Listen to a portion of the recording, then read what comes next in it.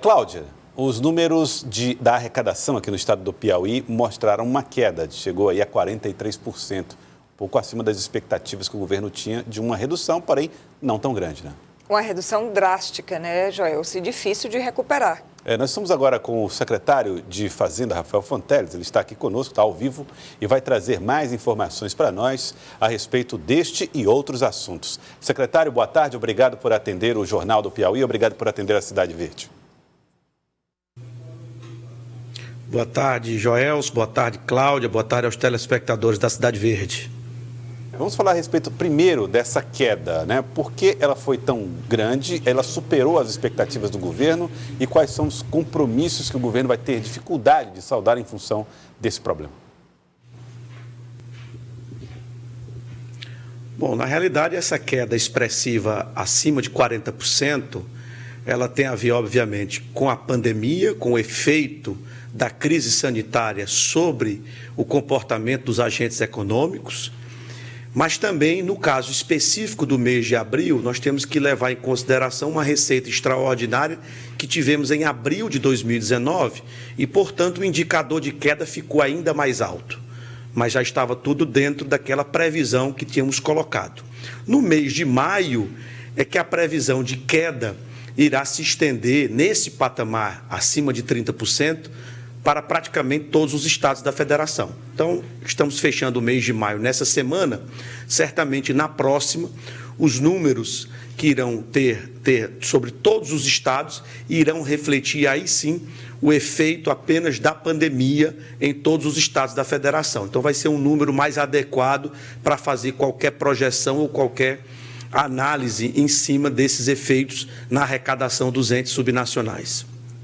O presidente Jair Bolsonaro sancionou ontem o projeto de lei complementar 39, que garante o socorro emergencial de 60 bilhões de reais a estados e municípios. Esse socorro, secretário, vai ser suficiente para cobrir essa perda e fazer com que o estado possa honrar os seus compromissos? Ora, Cláudia, já era insuficiente da forma como foi aprovado pelo Congresso. Com o veto relativo ao artigo 4º, que não obriga a suspensão das dívidas, ficou mais insuficiente ainda. Então, a gente já tinha colocado anteriormente que o projeto aprovado na íntegra pelo Congresso era insuficiente. Na realidade, até aquele primeiro projeto aprovado na Câmara se revelará insuficiente. Ainda mais agora com esse veto da suspensão. Então, nós estamos, como eu disse, esperando o fechamento do mês de maio, para ir não apenas com projeções, mas com dados já consumados, demonstrar isso que nós já estamos alertando há algumas semanas, da insuficiência desse pacote. É claro que é importante, mas a União está apenas cumprindo a sua obrigação constitucional de ajudar estados e municípios que não podem emitir títulos, não podem emitir moeda. Portanto, esse é um papel do governo federal, assim como vários países do mundo. Você está vendo o tamanho dos pacotes apresentados em países europeus, em países asiáticos, são bem superiores aos pacotes até o momento apresentados pela União. Seja o auxílio aos trabalhadores que perderam sua renda, seja o auxílio às empresas que perderam seu faturamento, ou seja o auxílio a estados e municípios que perderam a sua base de arrecadação. E tem as suas despesas obrigatórias chegando a mais de 90% do seu orçamento. Então, esse pacote terá que ser aumentado de qualquer forma, porque vai ficar evidente que é insuficiente e que vai terminar gerando o colapso das finanças estaduais. Então, esse pacote serve para apenas 1, 2 ou 3 meses e certamente novas medidas terão que ser tomadas para impedir o colapso das finanças públicas de municípios, de estados e gerar um dano ainda maior para a população. Essa situação que, como o senhor mesmo colocou, desenha aí um colapso eventual, se nenhuma medida for tomada, ela pesa também para a definição do momento do retorno das atividades econômicas nos estados e no Piauí também? Olha, esse assunto, uma coisa não tem nada a ver com a outra. É importante que seja colocado isso de forma bem clara para que a população possa entender. A crise econômica, ela deriva da crise sanitária. Não é a questão de um decreto de um prefeito, um decreto de um governador que impacta mais na questão econômica. Por quê? Porque é o comportamento dos agentes econômicos, dos consumidores, dos trabalhadores, dos empreendedores que vai importar. Eu pego sempre o exemplo da Suécia. A Suécia não teve nenhum decreto de isolamento social. No entanto, o PIB da Suécia, pela projeção da própria Suécia, vai cair mais do que os seus países vizinhos e assemelhados. Eu não estou nem comparando a Suécia com países outros que têm outra realidade, como os Estados Unidos, como o Brasil. Eu estou comparando países vizinhos que têm praticamente a mesma realidade econômica. Por que disso? Porque mesmo não havendo o decreto de isolamento, por exemplo, as pessoas, os consumidores, os trabalhadores, os empreendedores têm o receio da crise sanitária e, portanto, isso impacta a atividade econômica. Até mais em alguns casos, porque fica aquela indefinição, fica aumentando o colapso na rede de saúde, gera ainda mais temor, mais pavor da população. Então, eu já disse aqui na Cidade Verde, em outra oportunidade, Joel, que o importante para a economia é abrir, mas abrir com segurança. E estamos perto disso, isso é importante colocar. Estamos perto disso por quê? Porque estamos chegando nesse platô, né, que na verdade não é um pico, não é um dia que é o maior e depois começa a cair. Você fica algumas semanas com uma incidência elevada. Então você está chegando nesse platô e ao mesmo tempo a rede hospitalar está crescendo os leitos com respiradores, está aumentando a efetividade dos protocolos de tratamento médico na rede pública e na rede privada. Então o governador do estado fez essa previsão de retorno gradual a partir do dia 8. É claro que isso não foi decidido ainda, mas tudo indica que teremos esse retorno gradual a partir do dia 8, repito, se não houver nenhum susto nos dados vindos da Secretaria de Saúde, os dados epidemiológicos, que se mantiverem dentro da previsão, sim. Mas é fundamental que essas 2 semanas, essa agora e a próxima, se mantenha o isolamento social rigoroso, até para que realmente se efetive esse protocolo de reabertura gradual a partir do dia 8, com uma série de regulamentações para cada setor, para cada região, com base na ciência, que é o que sempre pautou as decisões do gestor estadual, do governador Wellington Dias, e da maioria dos gestores municipais do estado do Piauí.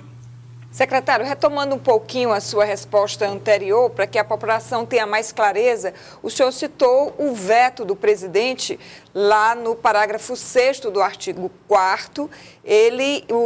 Esse parágrafo impedia o Estado, a nação, no caso, de executar as garantias de dívidas decorrentes desse empréstimo. E o senhor disse que isso vai afetar muito o projeto como um todo. Como presidente do Conselho Nacional de Secretários de Fazenda, o Conselho pretende pedir a derrubada desse veto? Com certeza, Cláudia, o Concefaz irá se manifestar ao Congresso Nacional solicitando a imediata derrubada desse veto. Por quê? Porque esse número, resultado da suspensão das dívidas, estava na contabilidade do próprio pacote feito pela União. Ou seja, a União, quando falava em 120 bilhões, estava considerando a postergação das dívidas dos entes subnacionais. No momento em que eu veto essa parte, em que fica apenas uma possibilidade, o pacote não é mais de 120 bilhões, é muito menos do que isso, pelo menos 40 bilhões a menos. Então, nós vamos demonstrar isso para os parlamentares, que a própria proposta anunciada não se configurou na prática. Isso tem que alertar. Outro ponto, tranquilizar todos os organismos internacionais e bancos de que esse veto não significa nenhum calote aos bancos, porque a União honra a garantia com os bancos. Ela fica apenas impedida de executar a conta garantida do Estado e ela também não é prejudicada, porque essa conta será paga a partir de janeiro de 2021. É apenas uma postergação. Como, diga-se de passagem, já acontece com pelo menos 10 entes da federação. Já tem isso decidido ou pelo Supremo ou pelo próprio governo no momento que aplicou o regime de recuperação fiscal. Ou seja, é uma praxe já essa questão da União pagar aos bancos e os estados depois pagam a União. Essa postergação já acontece com vários estados. Então, até por um dever de isonomia, isso teria sido corrigido nesse PL se não tivesse sido vetada essa parte. Então, iremos expor isso de forma técnica, para os parlamentares, para o presidente do Senado, que é o presidente do Congresso, esse apelo, né? Sob pena de, repito, se não tiver isso, vai ter que ter outras medidas adicionais, como nós já estamos também preparando, né, documentos que demonstram a insuficiência, como eu falei no início da entrevista, agora com números concretos e quais seriam essas novas medidas. O fato é que nós vamos continuar nesse diálogo federativo para resolver essa questão importante de um pacto federativo perverso para estados e municípios que nós temos há muito tempo, que foi agravado agora no momento da pandemia. Secretário, a propósito disso, durante aquela reunião ministerial do dia 22 de abril, uma parte do trecho que foi divulgado pelo STF mostra um posicionamento do ministro Paulo Guedes um pouco mais, vamos dizer, insensível, vou colocar assim, usar esse termo, para as questões que envolvem estados e municípios frente a esses desafios modernos. Como é que tem sido o diálogo do Concefaz com o Ministério da Fazenda, o Ministério da Economia, nesse período crítico? Tem sido difícil convencer o governo de que é preciso dar esse suporte aos estados em um momento como esse? Da agenda liberal, inclusive? Olha, Joelson, o diálogo sempre existiu com o Ministério da Economia, mais especificamente com as equipes técnicas. O ministro, obviamente, tem uma agenda muito atribulada, mas, de fato, há divergências de comportamento, vamos dizer assim, sobre o tamanho dessa crise, sobre as medidas necessárias, sobre aquilo que é suficiente. Então, há uma preocupação muito grande com a questão do equilíbrio fiscal, mas se esquece que o momento é de curto prazo. Nós temos que injetar liquidez, como eu já falei aqui, na mesma proporção que outros países estão fazendo.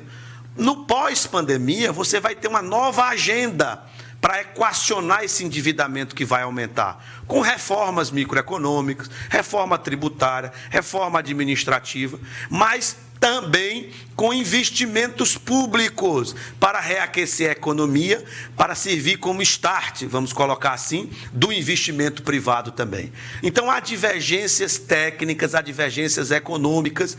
É bom se colocar que a economia não é uma ciência exata, como muitos pensam, porque trata de números, pensam que é uma ciência exata. Não é.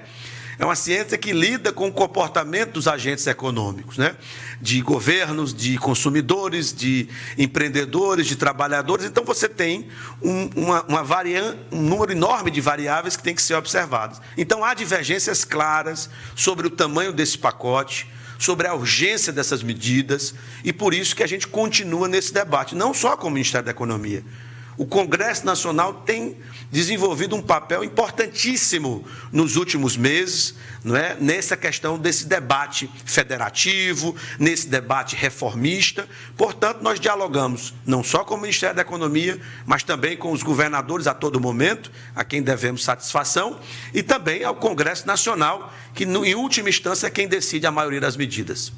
Secretário, a gente falou até agora sobre as responsabilidades da União para socorrer estados e municípios durante essa crise causada pela pandemia do novo coronavírus. E o papel dos estados para ajudar o setor produtivo a retomar a sua capacidade. O que o estado pode fazer em termos de incentivos fiscais, em termos de estímulo à economia local?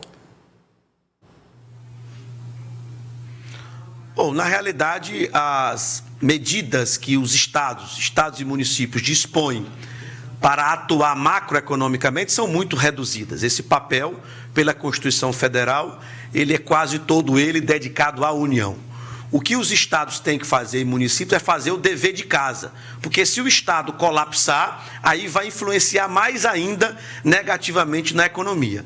Então o estado tem que funcionar de forma equilibrada, pagando as suas despesas obrigatórias em dia, e o que ele pode fazer de esforço em termos de indução da economia é, no momento pós-pandemia, se inaugurar um programa de aquecimento econômico com investimentos públicos. Também a parte da agência de fomento, com algum crédito para micro e pequenas empresas, está sendo feito por nossa agência de fomento, e também alguma questão tributária envolvendo as micro e pequenas empresas, como foi a postergação do Simples Nacional. Essa foi uma decisão coletiva de todos os estados, municípios e da União, de postergar o pagamento do Simples Nacional por 90 dias. Então, basicamente, a atuação ela é limitada do ponto de vista de injeção de liquidez, mas ela pode ser muito importante no momento de reativar a economia com investimentos públicos. Por isso que essa questão das operações de crédito são fundamentais para esse momento pós-pandemia que nós devemos ter daqui a pouco. Secretário, agora há pouco nós trouxemos os números do CAGED e também do IBGE, falando da queda no número de empregos no Brasil, em 12%, e o do CAGED trazendo que o Piauí perdeu 5 mil postos de janeiro até abril. O superintendente Felipe Salha falou que esse número poderia chegar até a 75 mil, não fosse o socorro emergencial dado pelo governo federal. O presidente do Sindlojas disse que está muito preocupado com o fim do período de estabilidade de 2 meses nesses empregos e que provavelmente podemos ter aí uma onda de demissões ainda maior. Quais as previsões que o senhor faz em relação a esse cenário da geração ou redução dos postos de trabalho no Piauí?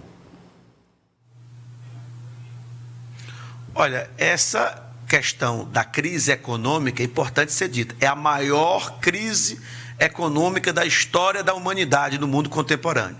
Só para você ter uma ideia, o número dos Estados Unidos vai chegar a 50 milhões de desempregados nos Estados Unidos. É realmente algo avassalador. É a maior queda percentual do PIB de toda a história do Brasil. Então, obviamente que o mercado de trabalho será imensamente afetado. O que se tenta fazer no curto prazo é amenizar essas medidas, como algumas soluções são colocadas pelo governo federal, mas obviamente que os números serão muito ruins nessa questão do desemprego.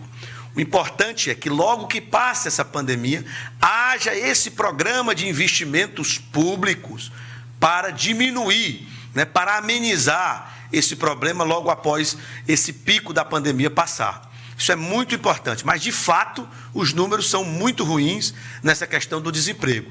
Todo o esforço que o governo federal, que os governos estaduais têm feito é para exatamente minimizar essa questão e logo depois reativar essa economia com um grande programa de obras estruturantes, de reformas microeconômicas também fundamentais para melhorar o ambiente de negócio e também para dar segurança aos investidores, da questão do compromisso do país em honrar todos os seus compromissos com investidores, com detentores de título da dívida pública. Então, realmente, o número é complexo, mas a solução, o caminho é esse que foi apontado aqui. Secretário, antes da crise começar, o estado do Piauí vinha tentando fazer o seu dever de casa em relação às suas contas, às finanças. Com essa crise agora, mas mesmo assim já vinha com aquela dificuldade de cumprir o que dizia o limite da lei de responsabilidade fiscal e outros compromissos. Com essa crise e esses dados da arrecadação confirmado e os que se projetam, o senhor acredita que o Piauí vai ter que tipo de dificuldade no que diz respeito à sua relação, principalmente com a folha de pagamento dos servidores? O calendário de pagamento dos servidores está mantido. Essa é a despesa pública prioritária, não só como respeito ao servidor público, mas também pensando na economia do Piauí como um todo, a importância, como eu disse no início, dessa regularidade nos pagamentos principais, nas despesas obrigatórias do Estado. Então, o calendário de pagamentos, mesmo com essa crise, está mantido. O que não quer dizer que nós tenhamos diversas outras dificuldades com as demais despesas do Estado. Por isso, esse esforço de fazer um contingenciamento. Recentemente, os poderes, conseguimos articular um acordo entre os poderes para a redução até do duodécimo, a redução provisória do duodécimo. Agradecemos aqui de público essa sensibilidade dos chefes dos poderes, dando também a sua contribuição nesse momento. O próprio governador reduziu o seu próprio salário em 15%, também as funções comissionadas do Estado do Piauí, os contratos não essenciais sendo reduzidos ou até suspensos. Então, tudo isso está sendo feito para termos a garantia de manutenção das despesas obrigatórias e também para não faltar recursos para a saúde pública, nesse momento que nós estamos ampliando a rede hospitalar, principalmente de leitos de UTI. Então, já chegaram aí alguns respiradores, vão chegar mais de uma centena de respiradores até a próxima semana, para exatamente dar a segurança necessária para se começar o processo de reabertura gradual. Repito, o importante é a população está segura, está confiante nessa segurança. Aí sim, aos poucos, a economia ela vai voltando à sua normalidade, ou a esse novo normal, como está sempre sendo propagado, dessa mudança que vai haver de forma quase que definitiva, ou pelo menos por um longo período, no comportamento das pessoas. Mas, secretário, se não houver a ajuda do governo federal, a folha de pagamento, outros compromissos prioritários, ficam ameaçados por isso?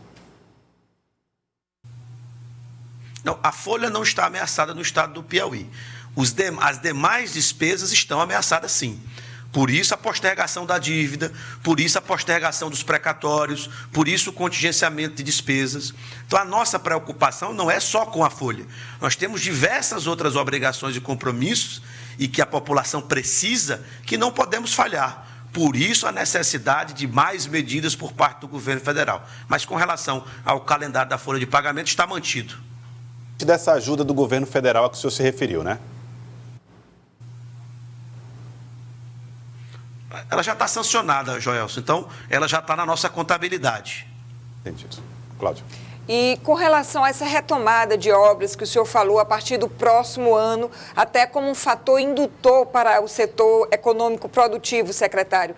Aqui no caso do Piauí, os investimentos feitos com recursos do Estado dependeriam da derrubada desse veto que o senhor falou do artigo, ou seja, nós precisaríamos de recursos externos para que o Estado pudesse retomar um calendário de obras aqui dentro do Piauí? Não, na realidade, a suspensão das dívidas, Cláudio, já era algo que nós contávamos como esse socorro aos estados nesse momento específico desse ano. Com relação aos investimentos, há muitos anos, os investimentos públicos do estado do Piauí são feitos com recursos de operações de crédito.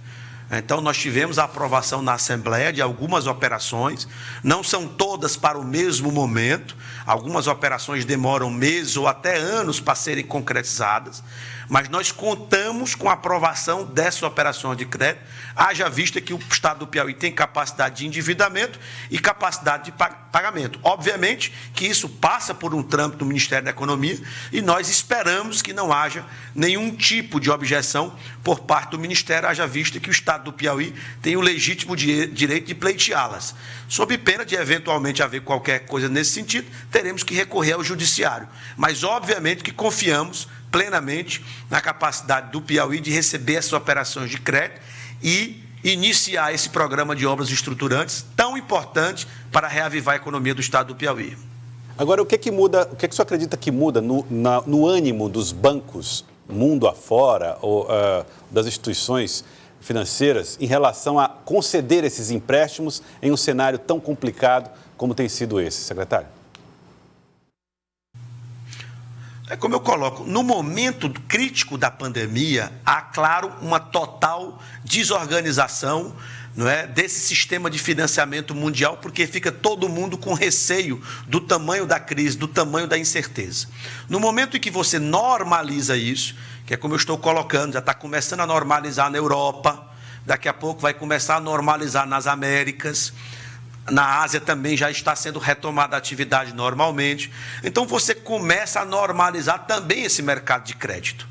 Então, obviamente que você falar nesse mercado de crédito no mês de abril, no mês de março, realmente havia uma completa desorganização desse setor. Mas no momento em que se passa a pior fase, que é o que já está acontecendo nesse momento, nós estamos na pior fase, caminhando daqui a algumas semanas para uma eventual redução, você normaliza esse mercado de crédito e volta. Porque uma coisa é certa, liquidez no mundo há. A questão mesmo é a volta, é o fim da incerteza com relação ao comportamento dos países. Então, não há dúvidas de que esse mercado de crédito, daqui a algumas semanas, estará absolutamente normalizado. Como até o mercado financeiro, né, especificamente a Bolsa de Valores, você não está vendo mais aquelas oscilações abruptas.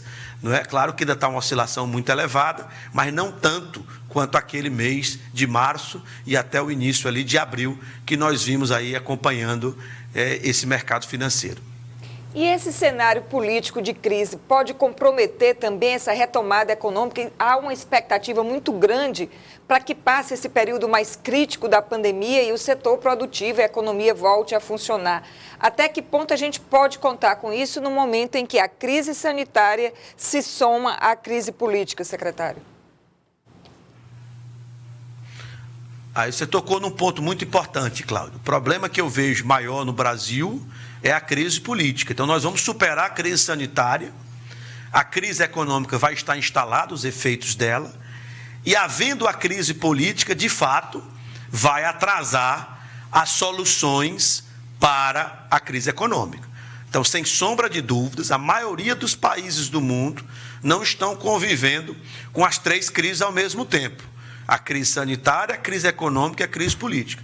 Por isso, talvez, que está havendo uma fuga maior de investidores do Brasil, não é só por causa da pandemia, mas é por causa desse ruído que não tem fim na relação entre os poderes, na relação entre os entes da federação. Realmente é muito grave essa crise política e, a meu ver, a manutenção dessa crise política, e tudo indica que vai se manter, você vai retardar essa retomada econômica do Brasil. O Brasil vai terminar sofrendo mais ainda por causa da crise política. Pois é, aí puxa uma série de fatores, né? Porque a nossa moeda continua desvalorizada e depois, quando o Estado tiver que pagar essas operações de crédito em dólar, vai ter que desembolsar ainda mais dinheiro, ou não?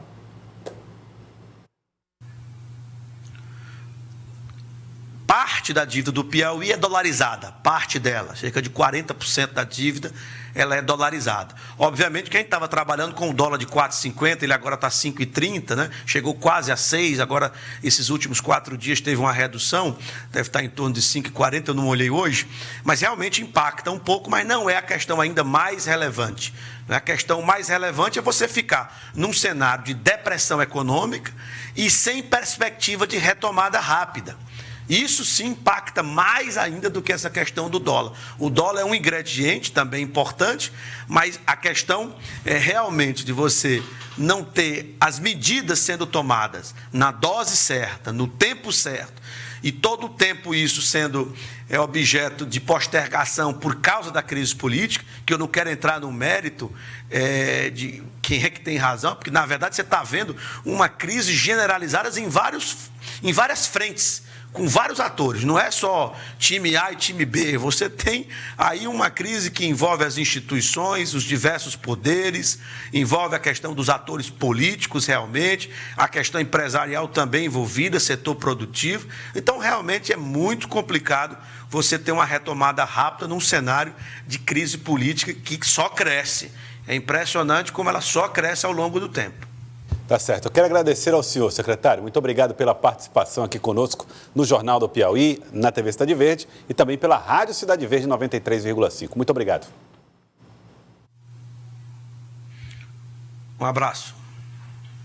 Secretário Rafael Fonteles, trazendo uma série de informações em relação a essas dificuldades que nós estamos vivendo. Agora, tem um dado que eu acho que é muito importante nós colocarmos, que é o de que está perto a retomada das atividades econômicas, o dia 8 de junho.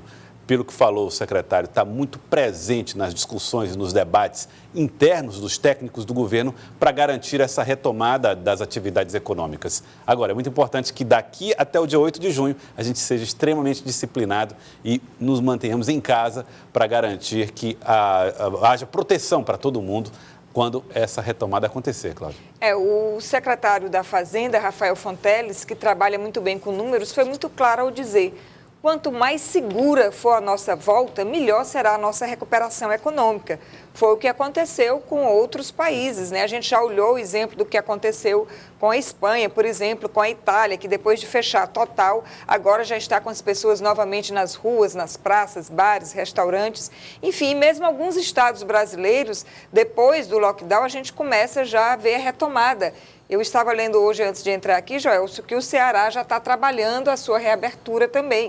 A gente viu que a situação no Ceará foi gravíssima, bem mais grave do que no Piauí, até que instituiu-se o lockdown e agora eles já estão trabalhando com a volta. Tá, então, é assim que funciona. Agora, outro problema, né, Cláudia, que também ficou muito evidente na entrevista com o secretário Rafael Fonteles, é que essa crise política associada à econômica e à sanitária... Aí está o tripé perfeito, a combinação perfeita para levar a economia, a esperança da população pelos ares, né?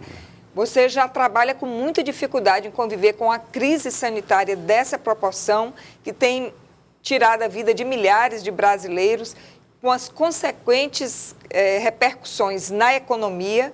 Agora, quando soma-se a isso a uma crise política, e aí, como disse o secretário, não vamos entrar em detalhe aqui quem tem razão em nada, a única coisa que é consenso é o seguinte: todos saem perdendo. Ninguém ganha com isso. Ninguém ganha, de fato. Cláudia.